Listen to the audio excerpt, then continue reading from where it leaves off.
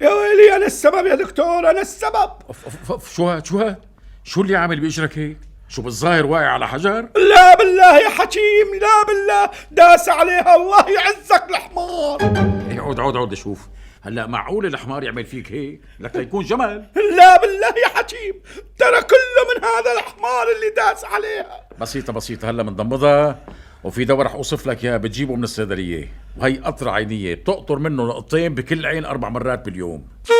بس يا حكيم، أنا اللي رجلي داس عليها الحمار. والله فهمان عليك، هي القطرة بتقطر منها بعيون الحمار 4 نقاط مشان ما يدوس على اجرك مرة تانية، وبتقطر بعينك قطرتين منشان تشوف الحمار هو جاي لعندك.